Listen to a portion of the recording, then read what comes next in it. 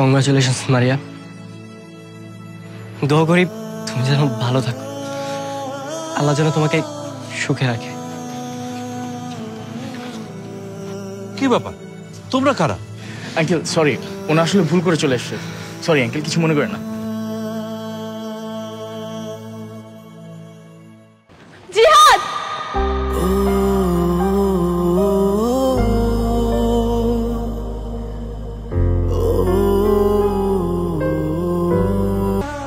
তুমি ওকে ক্ষমা করে দাও, ওনা নিজেকে ধরে রাখতে পারেনি। ক্ষমা? কিসের ক্ষমা করব? হ্যাঁ, তোমাকে আমি কিসের ক্ষমা করব? যখন আমি অবুঝের মতো কান্না করেছিলাম তখন তুমি কোথায় ছিলে? কোথায় ছিল তোমার ভালোবাসা? আমার তো ভাবতেই ঘৃণা লাগছে, আমি তোমার মতো একটা বেঈমানকে ভালোবেসেছিলাম। স্বার্থপর। আমি কখনো ভাবিনি যে এইসব কথা তোমার সাথে আমার শেয়ার করতে হবে। আমি শুধু একবার তোমাকে দেখে চলে যেতে চেয়েছি। এখন কেন আসছো? এখন কেন আসছো তুমি? আমার বিয়ে ভাঙতে আসছো তাই না? আমার সুখ নষ্ট করতে আসছো? হ্যাঁ, তুমি এখন এখান থেকে চলে যাও, আমি তোমার মুখ দেখতে চাই না। আচ্ছা, ও কি বলতে চায় শোন না আগে। তুমি যাওয়ার পরে আমার বাবা মারা যায়, আর বাবা মারা যাওয়ার আগে বলে যায় যে আমি যেন আমার ফুফাতো বোনকে বিয়ে করি। বাবার শেষ কথা রাখতে গিয়ে ওই দিন আমি কে বিয়ে করেছিলে তাই না? বিয়ে করেছো তো ঠিক আছে, থাকো, তোমার বউকে নিয়ে তুমি সুখে থাকো। তাহলে আমার বিয়ে ভাঙতে আসছো কেন? তোমার সাথে ব্রেকআপ হওয়ার পর হঠাৎ সেদিন।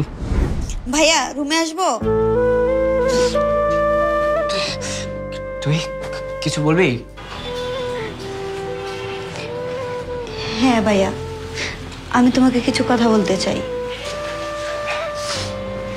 হ্যাঁ বল।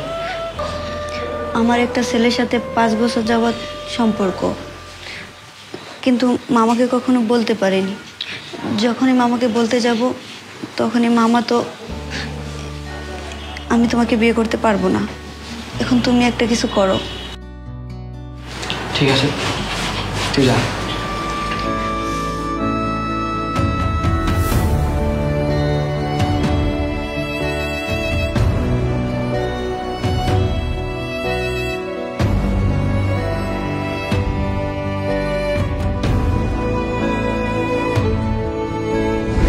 আমি বারবার তোমাকে ফোন করেছিলাম, কিন্তু তোমার ফোনটা বন্ধ ছিল। ফোন অফ করবো তো কি করবো? হ্যাঁ, তুমি আমার সাথে কলেজে সব কথা বলেছিলে, এসব শোনার পর কি আমি তোমার জন্য ওয়েট করব? আমি বিয়ে করব না। মারিয়া, মারিয়া প্লিজ, তুমি তো সবকিছু জানো, সবকিছু শুনলে, এখন কি আমরা বিয়েটা করতে পারি না? মা, আমি এখন কি করব? দাঁড়া দেখছি। এই শোনো, ওরা তো দুজন দুজনকে ভালোবাসে। তুমি একটা কাজ করো না, তোমার বন্ধুকে বলে একটু ম্যানেজ করার চেষ্টা করো না।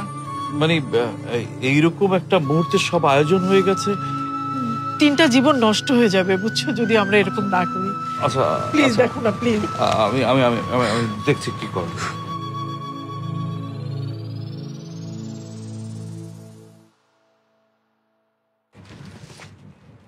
হাসবে না, এক্ষুনি তোমাদের বিয়ে।